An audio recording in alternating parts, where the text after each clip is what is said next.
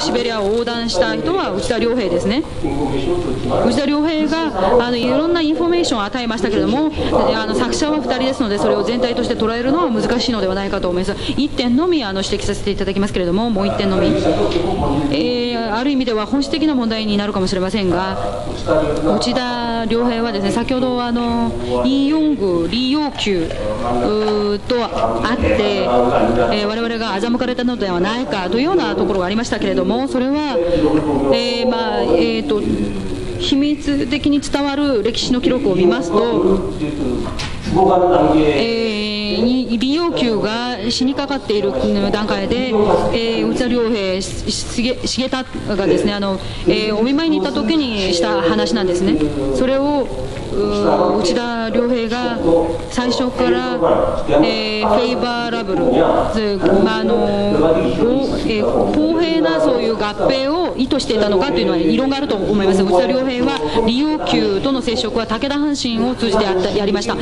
田阪神に内田良平が与えた残った手紙を見ますと明確なことが出ています。李陽球や孫平準は、国を売った売国奴で、あなたと私は国を買う人である。一新会を解体しなければならなかったんですけれども、それを解体する作業を武田阪神が務めました。それは非常に宗教的な人で、李陽球と非常に親密な関わりがありましたので、一新会のためにフェイバーを与えて仕事をしていこうとしていたときに、内田良平が強力にですねブレーキをかける、そういう手紙もあります。何かをしていく過程でそのようになっていたかもしれませんが、内田が最初から公平な合併を考えていたのかというのは、異論の余地があると思います。申し訳ございません。長くなりました。パネリストの方々の内容を聞いていてもですね、非常に興味深くてずっと聞いていたいんですけれども、後でですねお三方のお答えの際にまた続きを聞いていただくことにいたします。次のパネリストに移りたいと思います。미야시마라고 합니다. 저는 한국의 역사, 특히 조선시대의 역사에 대한 연구를 지금까지 해왔습니다. 조선시대 연구자 입장에서 오늘의 주제 혹은 세 분 선생님의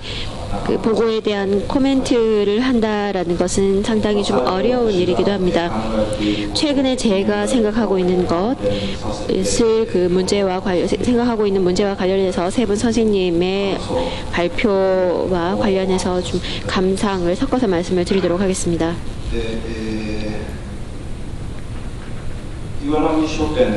이와나미 서점에서 나온 시쇼댐이라는 책을 제가 올해 한국 병합 100년을 묻는다라는 책이 나왔고, 그러한 가운데 그 속에서 저도 논문을 썼는데요. 그 논문에서는 지금까지의 일본에 있어서의 역사 인식, 특히 일본사 연구의 패러다임을 근본적으로 전환해야 한다. 그것이 한국 합병 100년에 있어서 가장 중요한 과제가 아닐까라고 제가 썼습니다. 그런 패러다임의 변환이라는 필요성의 핵심적인 부분은 지금까지의 일본에 있어서의 유교 인식론입니다. 유교라는 것에 대한 인식 혹은 유교를 이념으로서 받아들여서 만든 국가, 사회에 대한 인식이 상당히 결여되어 있었다라는 것이 에도 시대로부터 시작돼서 메이지 유신 이후 전후 역사학에서 전후 역사학 이후에 현재까지도 이어지고 있는 부분인데, 이것을 근본적으로 재검토할 필요가 있다라고 하는 것이 그 논문에 가장 말하고자 하는 바입니다. 저는 최근에 유교, 특히 중국의 총학이라고 하는 부분이 대두하게 되었고, 이것이 몽골 제국 시대에 들어가서 명나라, 송학이 명나라 청을 통해서 중국에서 확립이 되게 되는데요. 그 명대 이후의 중국 사회라는 것은 근대라는 근대라는 개념으로 이해를 하지 않으면 도저히 이해할 수 없다라고 생각을 하게 되었습니다. 그래서 이러한 중국의 이른바 전통 사회가 얼마나 근대가 아니었는가라는 것은 실제로 19세기 유럽에서 중심적으로 이루어졌고, 그것이 일본으로 유입이 되었고, 일본에서도 역시 마찬가지의 유교라는 것은 굉장히 고리타분하다, 근대 사회와는 맞지 않는 그런 사상이다라고 보게 되었던 것입니다. 그런데 최근의 세계적인 연구, 특히 경제사, 사회사, 문화사, 사상사의 연구 관점에서 보자면 지금까지의 관점이 좀 성립되지 않게 되어버렸다라고 할 수 있겠습니다. 그렇기 때문에 명대 이후의 중국은 근대 사회이다라고 본다면 지금까지와는 역사가 완전히 다르게 보이게 되는 것입니다.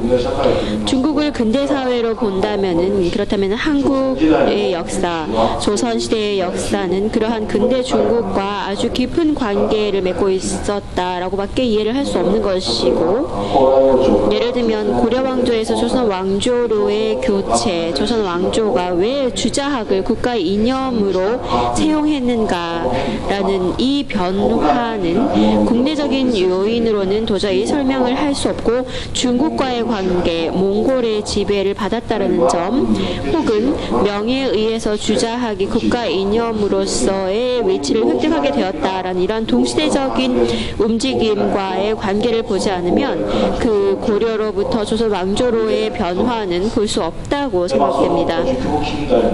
그러한 유교 근대의 이야기는 오늘은 시간이 별로 없기 때문에 조만간에 논문으로서 발표를 할 작정입니다만, 그러한 중국의 명청시대의 유교사회, 혹은 그러한 영향을 받은 한국, 조선시대, 혹은 베트남, 그 다음에 오키나와 같은 경우에 이 사회는 제대로 잘 인식이 되어 있지 않았다라는 그 문제가 오늘 그 세 분 선생님의 보고와도 관련이 있다고 봅니다. 예를 들면 야마무로 선생님의 오늘 보고, 혹은 지금까지의 연구에서 그러한 사상 연쇄라는 용어를 사용하시고 방대한 연구를 하시는데요. 굉장히 의미 있는 연구를 하신다고 생각하는데, 역시 야마무로 선생님의 보고에서 보자면 일본의 주체성이라고 할까, 일본과 주체이고 중국이라든가 조선, 동아시아는 객체가 된다라는 성격을 도저히 불식시킬 수 없지 않겠는가. 그런 것이 아니라 중국이나 조선도 여러 가지 학문을 연구를 하고 있는데, 기본적으로 유럽 근대가 일본에 들어와서 그것이 중국, 조선으로 나간다라는 그러한 것에 대해서 어떻게 대응을 했는가라는 형태로 볼 수밖에 없다고 생각합니다. 하지만 그러한 유교적인 사회, 유교 근대라는 관점에서 보자면, 사실은 근대 이후에 일본의 동아시아 역사의 동아시아 지하 침략이라는 것은 사실은 일본이 그러한 유교 사회에 얽혀져 나가는 과정이었고, 결국 거기에서 일본은 자기 괴멸을 할 수밖에 없었던 것이 아닌가 생각됩니다. 예를 들면 야마무로 선생님